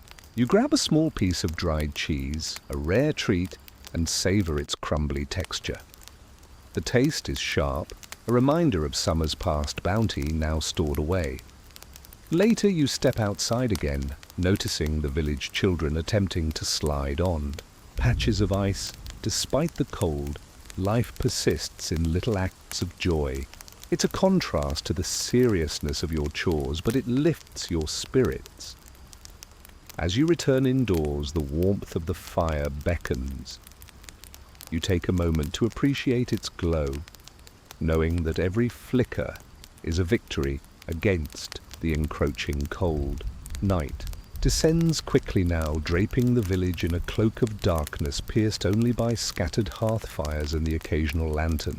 You find yourself drawn to the glow of the communal hearth at the center of the village, a place where stories, gossip, and warmth flow freely. Tonight's gathering is especially important, with the coldest days still ahead, sharing knowledge, and morale is survival. As you approach, the chatter dims, and all eyes turn toward the storyteller, an elderly woman whose voice weaves tales as deftly as her knitting needles dance. You settle close, the scent of burning wood mingling with damp wool and faintly smoked meats. The tale begins with a reminder of the harsh winters centuries past, the Great Famine, a time when food and firewood ran dangerously low. You feel the weight of those stories, knowing your own struggles echo those of countless generations. The The storyteller's voice softens, describing how peasants then relied heavily on communal efforts, sharing stored grain, dividing firewood, and caring for the weak. A fact floats into your mind. Communal living was not just social, but a survival strategy. Peasant villages often pooled resources and labor to endure winter's relentless hardships. Historians still argue whether this spirit of cooperation was born out of necessity or genuine communal bonds. The quirky detail you catch. Some villagers believed that singing around the hearth could ward off winter spirits, preventing illness and misfortune. You smile at the idea. Surely a bit of warmth from music couldn't hurt, especially when the wind howls outside like a banshee. The gathering fades into laughter as someone makes a joke about if only the firewood grew on trees that burn themselves. You chuckle along, feeling the comforting hum of community. When you finally leave, the night air bites sharper than before, but your heart feels lighter. The warmth inside wasn't just from the fire, it was the shared stories, the sense that you are not alone. Back at your cottage, you stoke the fire, its golden glow painting flickering patterns on the walls. You settle by the hearth, the steady crackle a lullaby against the winter night. Tomorrow will bring new trials, but tonight you hold on to the strength of the village and the hope that spring will come. The dawn is a pale whisper, barely breaking, through the grey winter sky as you rise to the familiar chill that greets you like an old, unwelcome friend. Today, your task is tending to the animals, a daily ritual that means more than simple care. It's about preserving your livelihood. Through relentless cold and scarce resources, you step outside, the snow crunching underfoot, your breath a misty cloud in the freezing air. The barn, a squat wooden structure reinforced with mud and straw, looks as tired as you feel. Inside, the animals shift restlessly, their breaths fogging the air. You start with the cows, careful not to slip on the frozen ground. Their thick coats do little to protect against the cold's bite, but their warm bodies provide a small, living furnace that helps stave off frostbite in the cramped barn. You feed them hay, rationing carefully. Winter's chill has made grass a distant memory, and every mouthful counts. Peasants had to be resourceful, storing fodder during the warmer months precisely for these bleak days. Historians still argue whether such storage was organized communally or handled within individual households. Next to the chickens, tucked inside their coop, their feathers puff out against the cold, and they cluck softly, seeking the warmth of each other. You break through the frozen water in their trough, knowing how crucial hydration is even in winter. A curious fact surfaces. Some peasants would bring their chickens inside during the coldest nights, allowing them to roost near The hearth. It sounds cozy, but you can imagine the less than pleasant aromas filling the cottage. Still, desperate times called for desperate measures. You recall an odd medieval belief. Placing a broom upside down in the barn was thought to keep evil spirit from harming the animals. Superstition mingled with practicality in these small acts of care. Once the chores are done, you step outside again, the sun a weak glow on the horizon. The cold seems to press in from all sides, but you carry a quiet satisfaction. The animals live another day because of your efforts. As you head back, you notice a patch of ice near the well, where village children have been slipping and sliding, their laughter a brief, bright interruption to the monotony of winter survival. You smile, knowing these little moments of joy are just as vital as firewood or food. Life endures, stubborn and bright, beneath the frost. Midday light filters through the frosted windows, casting a pale glow over the simple furnishings of your cottage. you take a moment to examine your clothes, the worn wool and linen threadbare, in places but still your best defense against winter's bite. Clothing is crucial, a fact every medieval peasant knows deep in their bones. You tug your tunic tighter, feeling the rough weave, and remember that most peasants owned only 2 or 3 sets of clothing, which they wore until threadbare or patched beyond recognition. Wool was prized for its warmth, but weaving and dyeing were costly, making colourful clothes a rare luxury. Historians still argue whether the typical peasant's attire was uniformly drab, or if regional variations and festivals brought splashes of colour and creativity. Some evidence suggests peasants dyed fabric with locally available plants, giving their garments muted earth tones. An unusual detail comes to mind. Peasants sometimes wore small pouches of herbs sewn into their clothing, like tiny, fragrant talismans believed to ward off illness and bad smells. Considering how infrequent bathing was, these pockets of lavender or rosemary must have been a welcome relief. You glance down at your leather boots, stiff from cold and mud.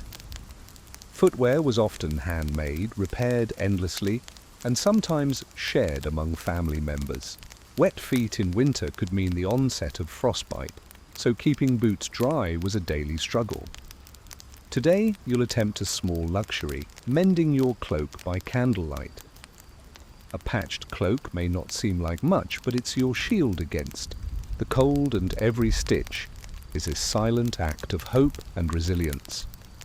You arrange your tools, a wooden needle, thread made from flax, and scraps of thick fabric saved from old garments. The repetitive motion soothes your mind, the steady rhythm a balm amid winter's harshness. Outside, the wind picks up again, rattling the shutters and sending a chill through the gaps in the stone walls. You press closer to the fire, feeling grateful for its steady heat.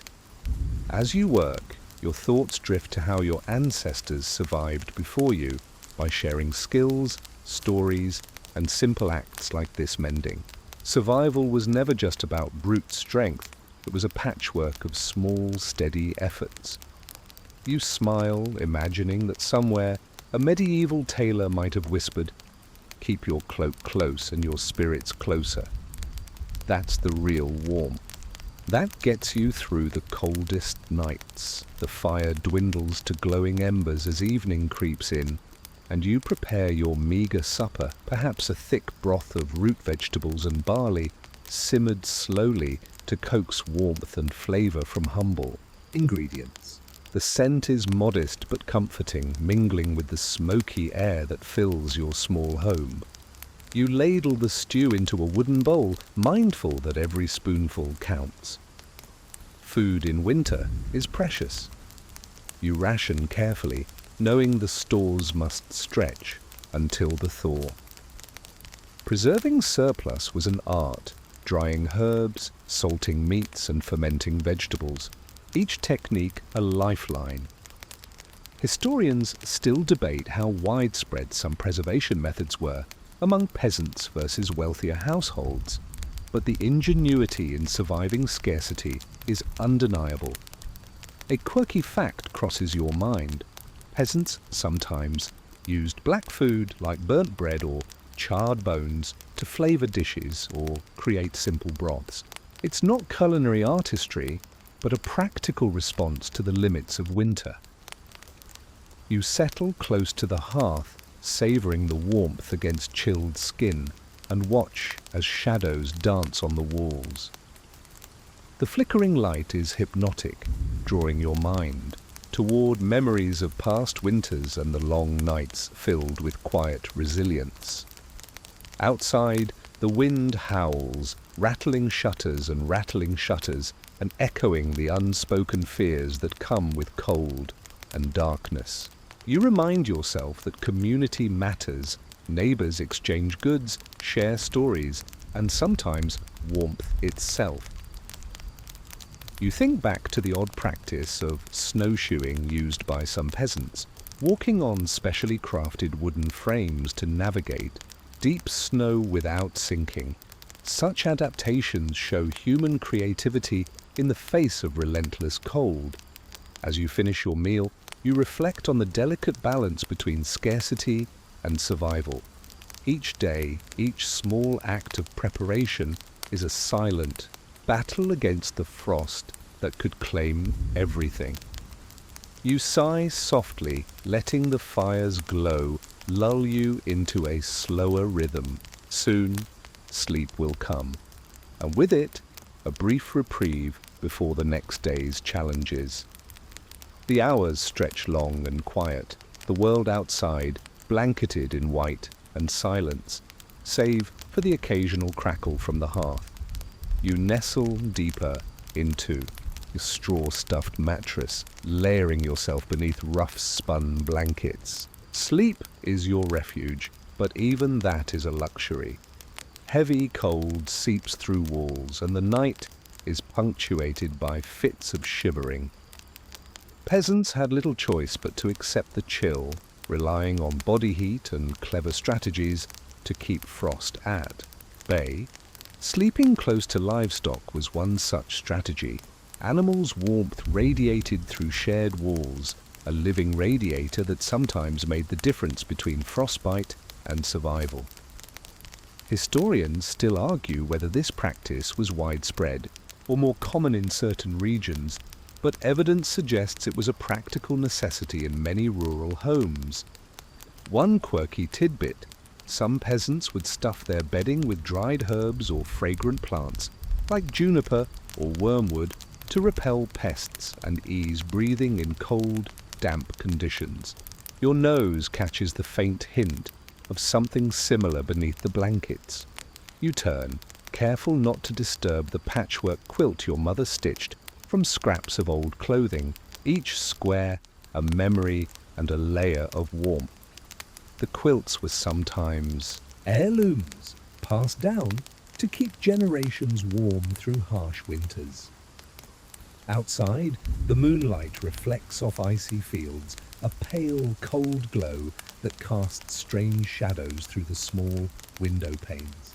You listen to the wind's moan, a reminder of the world's indifference to your struggle. Sleep finally takes you, the ache of cold softened by exhaustion, and the flickering hope that dawn will bring light, and maybe, just maybe, a little warmth.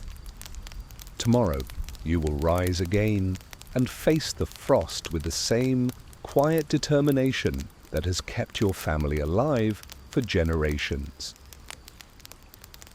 Dawn breaks slowly, spilling pale light over the frozen landscape as you rise once more to confront the biting cold. Today, your thoughts turn toward the crucial task of water. In winter, fetching water becomes an ordeal. Wells can freeze, streams become icy traps, and every drop must be conserved. You bundle up, wrapping a thick scarf around your neck, and step outside into the crisp air. The ground crunches beneath your boots, a mixture of frozen mud and hardened snow. Your breath clouds in the cold as you head toward the village well, a stone circle crowned with a wooden pulley. The bucket's rope feels stiff in your hands, coated with frost. Pulling up water is a slow, careful process, and you worry the surface. Beneath might be frozen solid. Sometimes peasants would break ice with a wooden pole or stones, but the risk of dropping the bucket or contaminating water was real. Historians still argue whether medieval wells commonly froze over, or if certain engineering prevented complete freezing. Some villages covered wells with wooden lids or built shelters to protect the water source from the worst cold. A quirky medieval fact surfaces.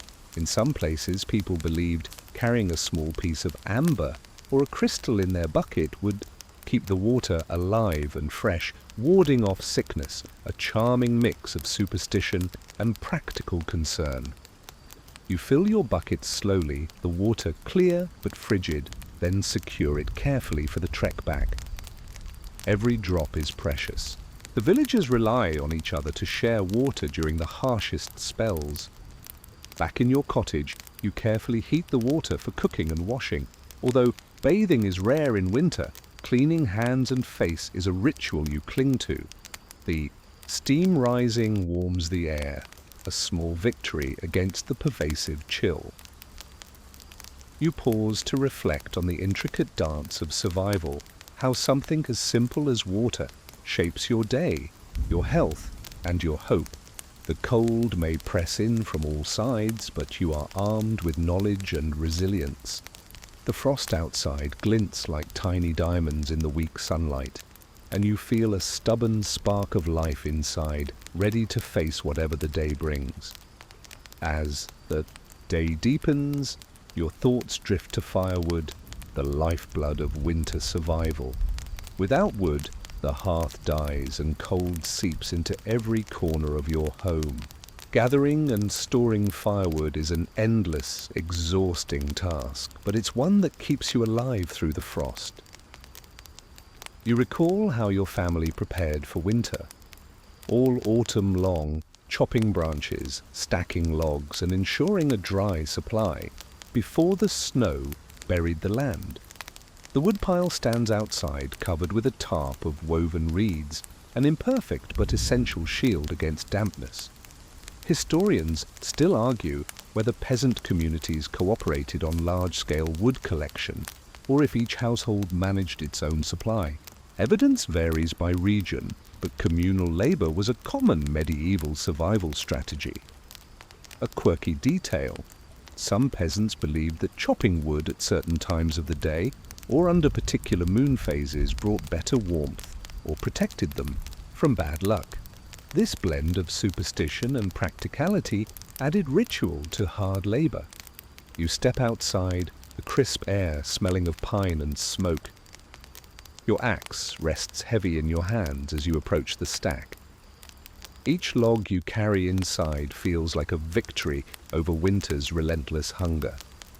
Inside, you place the wood carefully in the hearth, feeding the fire to keep the flames steady and bright. The crackling warmth is a balm for your chilled fingers and a comfort for your soul. You settle near the fire, reflecting on how something as simple as wood shapes the rhythm of your life, the chopping, stacking, feeding, a constant dance with nature's seasons. The firelight flickers against rough stone walls, shadows shifting like ghosts. Outside, the cold waits patiently, but for now the warmth holds. You smile to yourself, knowing that as long as the fire burns, hope burns too.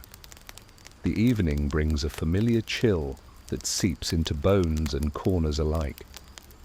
You gather your family, close around the hearth, the flickering fire casting warm shadows on weary faces. Stories and songs rise softly in the smoky air, a vital tradition for passing the long, cold nights. Storytelling is more than mere entertainment. It's a tool of survival, weaving lessons, warnings, and hope into every word. You remember tales of frost giants, clever tricksters, and ancient heroes who braved the cold, their deeds echoing resilience. Historians still argue whether these stories were mainly oral or recorded in manuscripts, but their presence shaped medieval peasant culture profoundly. One quirky tidbit: some peasants believed telling ghost stories in winter kept evil spirits at bay. If you laugh at fear, it loses power. So the night's eerie tales served double duty, chilling spines and bolstering courage. You watch a child's wide eyes reflecting the flames, heartened by the cycle of tradition and warmth. Even the harshest winters cannot extinguish the human need for connection. The hearth's warmth softens the biting cold outside. You pass around a simple drink, perhaps weak ale or herbal tea, warming throats and spirits alike. The rhythm of voices blends with the crackle of fire and the muted howling wind. Outside, snowflakes drift silently. a reminder that the world continues beyond these walls. You savor this fragile peace, the small triumph of warmth, stories, and shared humanity against the vast, indifferent cold. Tomorrow promises fresh struggles, but tonight the hearth is a sanctuary, and the night's stories a balm. As the fire dims and the room grows quieter, your mind drifts to the clothing that shields you from the unforgiving cold. Layers upon layers of wool and linen, sometimes patched and worn, are your armor against frostbite and chill winds. You remember your mother's hands weaving thick woolen garments, spinning yarn from coarse sheep's fleece harvested in warmer months. Every stitch counts. Clothing must be durable and insulating because a single threadbare coat can mean disaster. Historians still argue how accessible dyed fabrics or softer materials were for peasants versus nobility, but practicality always ruled peasant wardrobes. Quirky tidbit: some peasants used to stuff their garments with dried grasses or moss, creating extra insulation where the cold bit hardest, like a medieval version of a puffer jacket, minus the style points. You pull your worn cloak tighter and feel the comforting weight of familiar textures. These garments carry more than warmth, they hold memories, family traditions, and resilience stitched into every fiber. The chill outside gnaws at the walls, but inside, your layered clothing keeps the cold at bay, wrapping you in a small, personal fortress of heat. Preparing clothes for winter is a seasonal ritual, with the spinning wheel's steady hum providing a soothing background to long evenings. The fabric's roughness reminds you how medieval peasants adapted with ingenuity and endurance, crafting protection from the earth's gifts. Tonight, wrapped in your humble layers, you feel ready to face the darkness and cold that linger beyond the firelight. The long winter nights push your thoughts toward light, or rather, its precious scarcity. Candles and rushlights flicker weakly, casting dancing shadows on the earthen walls, but they burn quickly and cost dearly. A single candle could be saved for a special occasion, like a feast day or a holy vigil. You depend mostly on the hearth's firelight, which throws a warm, unreliable glow across the room, making every shadow seem taller and every corner darker. Living with so little light shapes your evenings, quiet, reflective, and slower paced. Historians still argue how widely candles were used among peasants. Some evidence suggests rushlights made by dipping rushes in animal fat were more common, due to their low cost and local availability. A quirky fact: some peasants would scrape the fat from smoked meats to make their own tallow candles, turning waste into illumination. Not glamorous, but effective. You carefully blow out a small rushlight after your evening prayers, the room falling into near darkness except for the hearth's embers. The quiet is profound, broken only by the crackling fire and the occasional creak of timber settling against the cold. Living with minimal light meant adapting sleep patterns and daily routines to daylight hours, making the winter evenings a time for rest, storytelling, and preserving energy. You think about how in these dark times even the smallest flame carried hope, flickering against the encroaching cold and night, a symbol of endurance in a harsh world. The soft glow from embers is all you have tonight, but it's enough. It's always enough. Your mind wanders to the diet that fuels your body against the relentless cold. Medieval peasant fare is simple and repetitive. Thick porridge, hearty stews made from root vegetables, dried grains and occasionally salted or smoked meat when luck allows. Winter is lean, forcing you to stretch every morsel and rely on preserved food stored away during the warmer months. Root cellars, pits lined with straw and earth, keep vegetables like carrots and turnips edible long past the first frost. Historians still argue how varied the winter diet really was, with some evidence showing that many peasants faced seasonal hunger, while others supplemented with wild game and foraged greens. A quirky note: peasants sometimes chewed on pine needles or ate bark bread made from ground tree bark mixed into grain to make it stretch. Probably not a delicacy, but it kept hunger at bay. You sip a bowl of warm, thick broth, the steam fogging your breath in the chilly air. The taste is plain but nourishing, a vital reminder that food is survival. The cold makes hunger sharper, but the hearth's warmth and a full belly bring comfort and strength. Every meal is a small victory in the fight against winter's grasp. You reflect on the patience and resourcefulness needed to survive months of scarcity, turning nature's bounty into fuel for body and soul. As the night deepens, you tuck away memories of simple meals, knowing that food is more than sustenance, it's resilience in a world that offers little mercy. The cold nights blur into days filled with hard work, but your mind drifts now to the animals who share this harsh world. The livestock are lifelines: goats, sheep, chickens, and the ever-sturdy oxen, all needing shelter, food, and warmth just like you. Protecting animals from the cold is a crucial task. Peasants build simple shelters, straw-filled barns or wooden sheds to shield them from wind and snow. Their warmth helps heat the barns and sometimes the cottage itself, since animals radiate a steady body heat. Historians still argue whether animals were kept inside living quarters more often during the coldest spells, given the risks of filth and disease balanced against warmth and protection. A quirky tidbit: in some regions, peasants believed that whispering to animals or even softly singing to them could calm their nerves during storms and harsh weather. A soothing ritual blending care with superstition. You imagine your goats huddled together, their breath visible in the frosty air. Their steady presence is a comfort, and their milk a precious commodity that can be transformed into cheese, butter, or fresh sustenance. Each morning's chore, feeding, milking, checking for frostbite or illness, is a rhythm that structures the bleak winter days.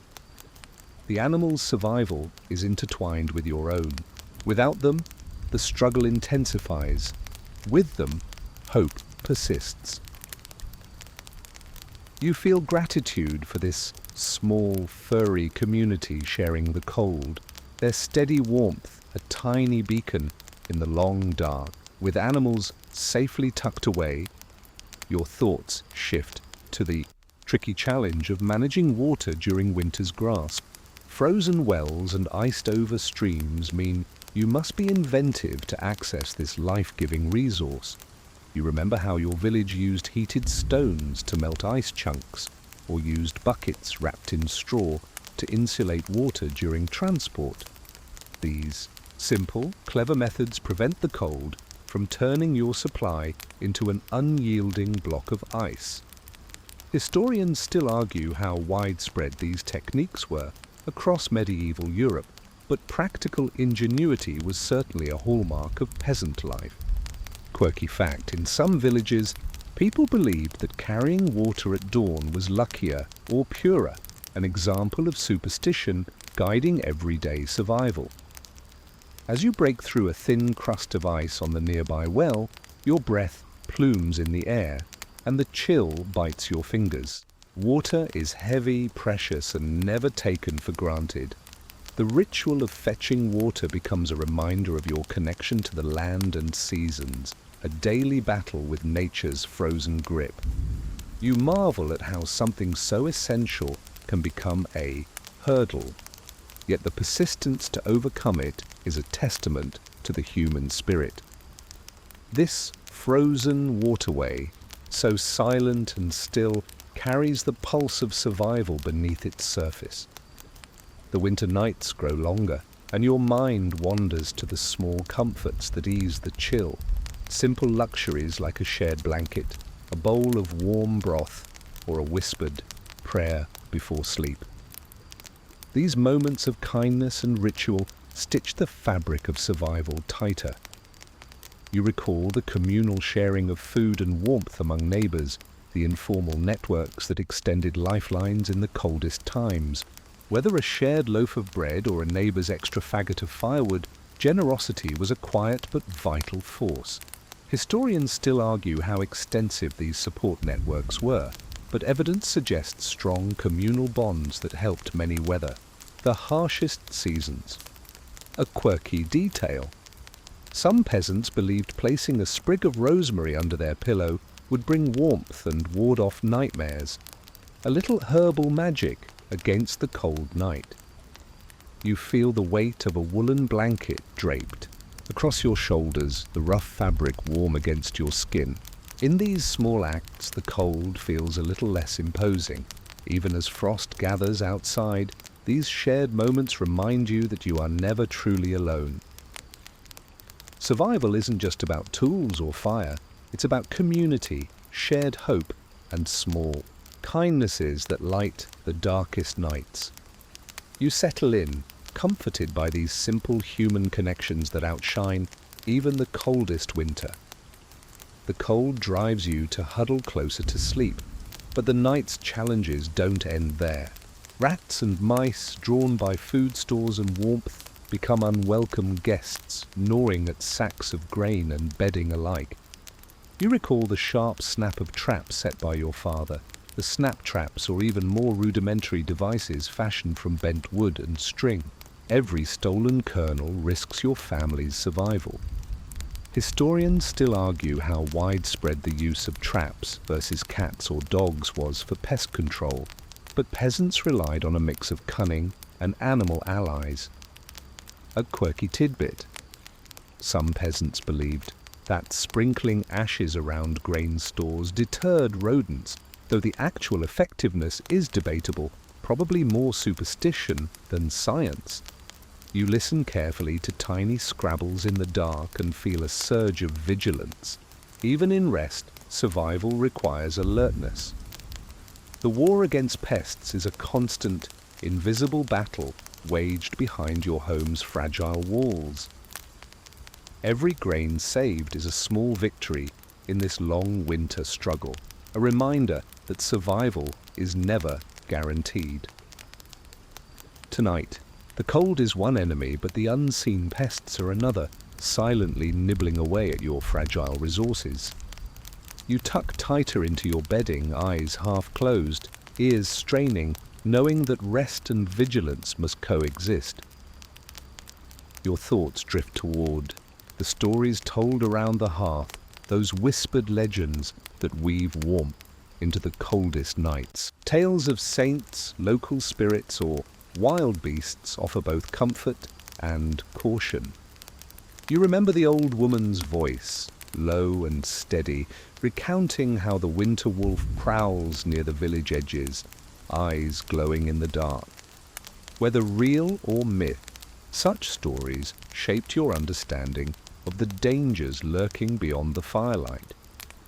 Historians still argue whether these tales were primarily moral lessons, entertainment, or coded survival advice passed through generations. A quirky tidbit. Some villagers believed that whistling indoors during winter nights would invite mischievous spirits, so silence was golden. Another reason the night feels so heavy. These stories bind your community together, giving shape to fears and hopes alike, turning the cold night into a shared experience. The flicker of the fire casts faces in shadow, eyes wide with wonder and sometimes fear, but always united. You feel the deep human need to narrate the unknown, to find meaning and company in the dark. As the night wears on, the stories become lullabies, soft, mysterious, and strangely soothing. They are as much a part of winter survival as wool or fire, comforting the spirit when the world outside is harsh and silent. As the final hours of the long night creep in, you notice how the cold begins to relent just a bit. The first pale light hinting at dawn beyond the frost-covered windows. Your body aches with fatigue, but also with quiet satisfaction. Another night survived. The cycle of seasons and survival is relentless, but each dawn brings new hope and the promise of light. The cold is harsh, but your endurance is harder. Historians still argue how peasants psychologically managed the winter's oppressive gloom. Some suggest religious faith was a crucial comfort, while others point to the strength of communal rituals and routines. A quirky detail: some peasants would greet the dawn with a simple gesture, touching the threshold or the fire's edge as a symbolic act of claiming victory over the night's chill.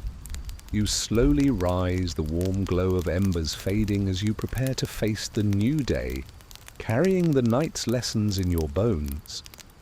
The cold may return tomorrow, but your resilience and adaptability will continue, shaped by centuries of hard-earned knowledge. You feel a profound connection to those who came before you, whose hands built this fragile world of survival and hope. This long night has tested you, but it has also taught you about fire, food, shelter, light, and the strength found in community and spirit. As dawn's light spreads softly, you prepare to step back into the waking world, carrying with you the quiet power of having survived the coldest nights. The night softly fades as you settle deeper into warmth and quiet.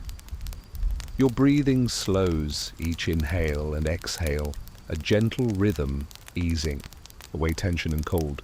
The world outside remains still, wrapped in frost and silence, but here inside you are wrapped in the comforting embrace of firelight and soft blankets. Let your mind drift peacefully, knowing the stories and struggles of the long night are part of a greater human journey, one of endurance, hope, and quiet strength. Rest now, your body and spirit renewed, ready to greet the new day with calm and resilience. Sleep deeply, wrapped in the ancient warmth of survival and the gentle promise of dawn. Good night and sweet dreams. End of script. Sweet dreams.